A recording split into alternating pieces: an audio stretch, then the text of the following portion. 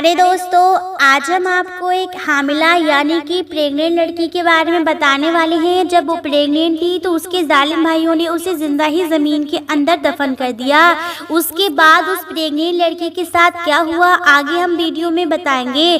दोस्तों, ये वाकया नासिर नाम का एक शख्स बयान करता है। वो कहता है, आज से 4 साल पहले की बात है। मेरा ताल्लुक एक ऐसे गिरोह से था जो चोरी करते थे।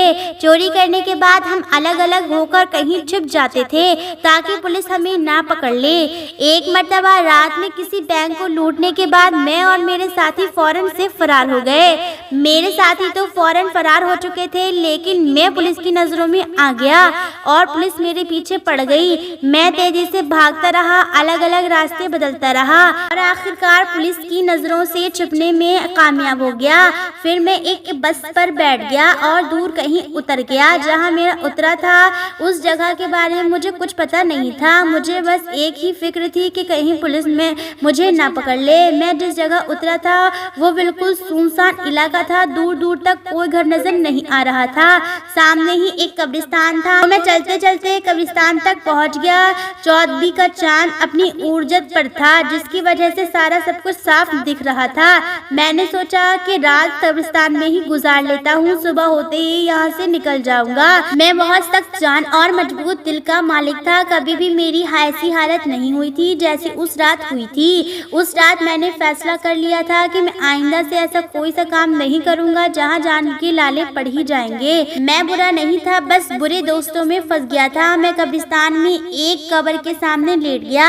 मेरे पास एक शाल थी जो काफी फटी हुई थी। शाल अपने ऊपर तानकर मैं सोने भी वाला था कि मुझे एक आवाज सुनाई दी। ये किसी लड़की की आवाज थी जो कह रही थी, भाई मुझे मत मारो, मैंने कुछ नहीं किया, मुझे मत मारो, मैं गुनहगार नहीं हूँ। ये आवाज सुनकर तो जैसे मेरी रूह कांप गई। मैंने चादर अपने सर से हटाई और देखने लगा कि क्या नजारा है। मैंने देखा तो मेरे सामने तकरीबन 4 से 5 लड़के थे जो एक लड़की को घसीटते हुए कब्रिस्तान में ले जा रहे थे। उनमें से एक लड़का बोला, तुझे जरा भी शर्म नहीं आई? हम भाइयों की इज्जत खाक में मिलाते हुए हम तो समझ रहे थे तू खाला के घर है, लेकिन अब पता चला कि तू तो हराम के नाजायज बच्चे अपने पेट में लिए वहाँ रह रही थी। एक लड़के ने उस लड़की को पकड़ा हुआ था और बाकी 4 कब्र खोदने में मशगूल हो गए। कब्र खोदने के बाद उन्होंने लड़के को जिंदा कब्र में फेंक दिया और मिट्टी डालने लगे। ये मंजर देखकर तो मेरे होश उड़ गए। मैं हैरान रह गया। उनमें से एक लड़का बोला, जल्दी करो कोई देख लेगा। उन्होंने जल्दी जल्दी लड़की को दफन किया और चले गए। लड़की को कब्र में दफन करने के बाद वो सब वहां से भाग गए थे। मैं एकदम से उठा और उस कब्र के पास आया। जल्दीबाजी में वहां लोग कुदाल वहीं पर फेंक गए थे। मैंने जल्दी से कब्र खोदना शुरू कर दिया क्योंकि मैंने देख लिया था कि उसे जिंदा दफन किया गया है। मेरी पूरी कोशिश ये थी कि मैं उस लड़की को जिंदा निकाल सकूं। जब उस लड़की की चीखे की आवाज कब्र के अंदर से ही मुझे सुनाई दी तो मुझे हौसला हुआ कि वो लड़की अभी भी जिंदा है। मैं अपनी पूरी ताकत लगा रहा था कि जल्दी से कब्र खोद सकूं।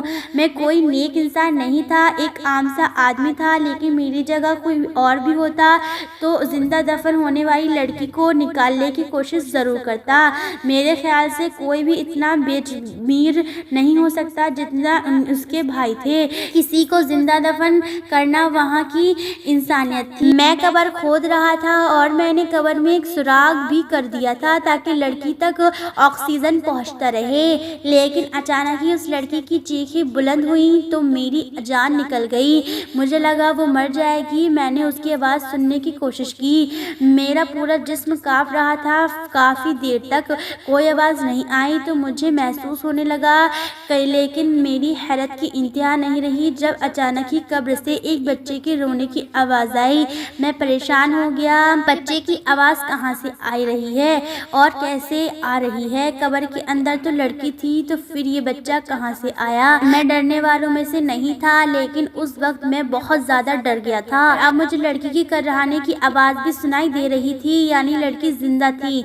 मैं खौफजदा तो बहुत था, लेकिन जो भी था मुझे जो कब्र खोदनी थी और लड़की को बाहर निकालना था। मैंने एक बार फिर से अपने अंदर हिम्मत जमा की, लेकिन जैसे ही कब्र मुकम्मल तौर पर खुली तो मुझे مجھے ایسا لگا جیسے پیروں تلے سے زمین کھسک گئی ہو، کیونکہ قبر میں ایک پیدا ہوا بچہ پڑا تھا اور وہ لڑکی نڈھال سی قبر میں پڑی تھی۔ مجھے یہ سمجھنے میں ایک لمحہ بھی نہیں لگا کہ وہ لڑکی حاملہ سے تھی اور اس نے قبر میں ہی بچے کو جنم دے دیا تھا۔ میں نے ہمت کر کے اس لڑکی کو اور اس کے بچے کو قبر سے نکالا۔ میری جو شال تھی اسے میں نے اس لڑکی کا جسم ڈھانپ دیا۔ لڑکی کی حالت غیر تھی اور وہ تکلیف میں اور وہ بچہ مسلسل روئے جا رہا تھا۔ میرے سمجھ میں کچھ نہیں آ رہا تھا کہ میں کیا کروں کہ اچانک ہائی وے پر مجھے ایک وین آتی دکھائی دی۔ میں اس بچے اور ماں کو چھوڑ کر جلدی سے ہوائی کی طرف دوڑا۔ میں نے وین کو روکنے کا اشارہ کیا، پتہ نہیں کیسے، لیکن اتنی رات میں بھی وہ لوگ رک گئے، لیکن وہ خوفزدہ تھے۔ میں نے انہیں کہا میری بیوی اور میں قبرستان سے گزر رہے تھے کہ اچانک قبرستان میں ہی میری بیوی کے درد شروع ہو گیا اور اس کی ڈلیوری ہو گئی ہے۔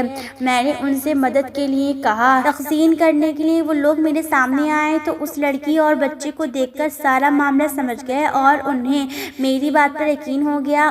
اس میں سے ایک شخص نے کہا ان تینوں کو مدد کی ضرورت ہے، واقعی میں یہ لوگ مصیبت میں ہیں۔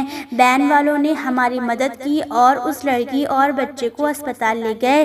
بینک سے میں نے جو چوری کی تھی اس کا حصہ اپنے ساتھیوں میں مانگا تو انہوں نے میرا حصہ مجھے دے دیا۔ میں لڑکی کو اس جگہ سے لے آیا جہاں میں خفیہ طور پر رہ رہا تھا۔ جب اس لڑکی کی حالت سنبھل گئی تو میں نے اس سے سارا معاملہ پوچھا۔ اس نے اپنی کہانی بتانا شروع کری اور وہ کہنے لگی میرا نام سدرا ہے، میں ایک نیک لڑکی تھی۔ ایک دن اچانک کالج سے واپس آتے ہوئے ایک لڑکا میرے پیچھے لگ گیا اور اس نے مجھے ایک خط دیا جس میں لکھا تھا کہ وہ مجھ سے محبت کرتا ہے۔ اس کا نمبر بھی نیچے لکھا ہوا تھا۔ پہلے تو میں نے اسے انکار کر دیا تھا، لیکن پتہ نہیں کیوں شیطان نے مجھے شاید برگلانا شروع کر دیا تھا اور ایک کمزور لمحے کی ذہن میں آ کر میں نے اس کے موبائل میں کال کی اور یوں ہمارا رابطہ ہو گیا۔ پھر بات ملاقاتوں تک پہنچ گئی۔ میرے 4 بھائی تھے۔ جب وہ کام سے باہر جاتے تو میں اسے گھر میں بلا لیا کرتی تھی۔ گھر پر کوئی نہیں ہوتا تھا۔ شیطان کے بہکاوے میں آ کر ہم نے وہ گناہ بھی کر دیا جو ہمیں کرنا نہیں چاہیے تھا اور جس کی سزا اب میں بھگت رہی ہوں۔ جب اس لڑکے کا ناجائز گناہ میرے پیٹ میں پلنے لگا تو میں نے اس بات کا ذکر اپنی خالہ سے کیا۔ میری خالہ نے مجھے بہت باتیں سنائیں، لیکن انہیں اپنی عزت بچانی تھی، اس لیے وہ مجھے ڈاکٹر کے پاس لے گئیں، لیکن اب پانی سر سے اوپر گزر چکا تھا۔ ڈاکٹر نے کہا اب حاملہ ضائع نہیں ہو سکتا ورنہ لڑکی کی موت ہو جائے گی۔ میں نے اس لڑکے سے رابطہ کیا اور کہا کہ اپنا رشتہ میرے گھر بھیج دو، تو آگے سے اس نے کہا کہ یہ بچہ نہ جانے کس کا ہے اور میں اس پر الزام لگا رہی ہوں اور مجھ جیسی بد کردار لڑکی سے وہ شادی نہیں کرے گا۔ اب معاملہ سنگین ہو چکا تھا۔ میری خالہ نے کہا اگر تمہارے بھائیوں کو اس بات کا پتہ چل گیا تو تم جان سے جاؤ گی۔ خالہ نے میرے بھائیوں کو میری بیماری کی جھوٹی کہانی سنائی اور کہا کہ وہ مجھے اپنے ساتھ لے جا رہی ہیں۔ میرے بھائیوں نے کہا کہ ہمارا کھانا وغیرہ بناتی ہے، ہم کیسے اس کے بغیر گزارا کریں گے؟ ہم دن کو کام پر جاتے ہیں، پیچھے یہ گھر سنبھالتی ہے۔ خالہ نے کہا یہ بیمار ہے، تم لوگ شادی کر لو اور کام والی ہی چاہیے۔ نہ جانے میری خالہ نے کیسے میرے بھائیوں کو راضی کیا اور مجھے اپنے گھر لے آئیں۔ خالہ کے گھر میں ان کی بیٹی اور ان کا بیٹا رہتا تھا۔ انہیں ساری وہ کہانی مجبوراً سنانی پڑی۔ میرے حملے کے 9 مہینے وہاں گزرے، لیکن اب جب میری ڈلیوری کا وقت آیا تو اس دن میرے بھائی میری خالہ کے گھر آ پہنچے۔ انہیں نہ جانے کیسے خبر ہو گئی تھی۔ وہ مجھے گھسیٹتے ہوئے واپس لے آئے اور پھر وہاں قبرستان لے گئے اور مجھے زندہ دفن کر دیا۔ جب مجھے قبر کے اندر دفن کر دیا اور میرا دم گھٹنے لگا تو میں نے چلانا شروع کر دیا۔ میں چلانے لگی اور میں اللہ سے مدد مانگ رہی تھی۔ میں تکلیف میں رو رہی रही थी। एक तरफ तो मेरा दम घुट रहा था, दूसरी तरफ मुझे हमले का दर्द शुरू हो गया। मैंने सच्चे दिल से तौबा की और कभी कोई गुनाह ना करने की इरादा किया और अल्लाह से दुआ मांगी। मैंने कहा, मैंने रोज़े रखे, नमाज पढ़ी, तहज्जुद पढ़ी और गुमराहों में हो गई। ऐ मेरे रब, मुझे आखिरी मौका दे दे, मुझे इस कब्र से निकाल दे। मैं सारी ज़िंदगी कोई गुनाह नहीं करूँगी। अगर मेरी कोई नेकी तुझे पसंद हो तो उसके बदले मुझे आज यहाँ से निकाल दे। मैं उस वक्त जानती थी कि आधी रात को कब्रिस्तान में कोई भी मुझे बचाने नहीं आएगा, लेकिन उस वक्त अल्लाह को मैंने दिल से पुकारा था। मेरा यकीन कामिल था। उन लोगों ने कब्र में ज़्यादा मिट्टी नहीं डाली थी। इसके बाद तुम आ गए। तुमने पहली कोशिश में ही मेरे लिए हवा का रास्ता खोल दिया था। एक पल को मुझे लगा कि मेरे भाई वापस आ गए हैं मुझे निकालने के लिए, क्योंकि उनके सिवा कब्रिस्तान में उस वक्त कोई भी नहीं था। लेकिन फिर मेरे दिमाग काम करना छोड़ गया, क्योंकि बच्चे की पैदाइश का वक्त आ गया था। कितनी अजीब बात है। मैं ये सोचकर हैरान हूँ कि मेरा बच्चा कैसे बचा है। उसने अपनी पहली सांस कब्र के अंदर ली। लोग दुनिया में आते हैं और अपनी आखिरी सांसों को पूरा करने के बाद कब्र में जाते हैं, लेकिन इस अनोखे बच्चे की ज़िंदगी की शुरुआत ही अनोखी थी। उसने ज़िंदगी की पहली सांस कब्र के अंदर ली थी। मैंने अल्लाह से वादा किया था कि मैं कोई गुनाह नहीं करूँगी और अपने तमाम गुनाहों की माफ़ी मांगती हूँ। हम अपने रब को भुला देते हैं, गुनाहों में लग जाते हैं, लेकिन वो हमें नहीं भूलता है। मैं तहज्जुद गुजार लड़की थी, खूब इबादत किया करती थी, लेकिन मैं बहक गई और अपने रब को भूल बैठी थी। लेकिन देखो तो सही, अल्लाह ने किस तरीके से मेरी मदद की। और आज मैं सोच रही हूँ कि कैसे मैंने अपने इतने मेहरबान रब की नाफरमानी की थी, उस शख्स के खातिर जो बदकार का इल्ज़ाम लगाकर मुझे बीच राह में छोड़कर चला गया। नासिर कहता है, सिदरा अपनी कहानी सुनाकर फूट फूट कर रोने लगी, तो मैं भी सोच में पड़ गया कि ये तमाम वाक़या मेरे लिए भी बहुत इबरतनाक था।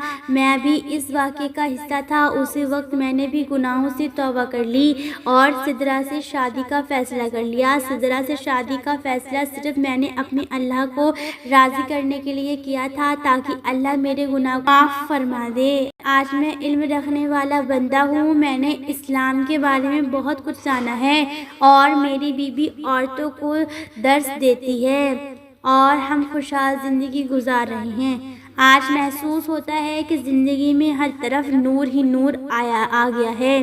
दोस्तों, ये वीडियो कैसी लगी कमेंट में ज़रूर बताएं।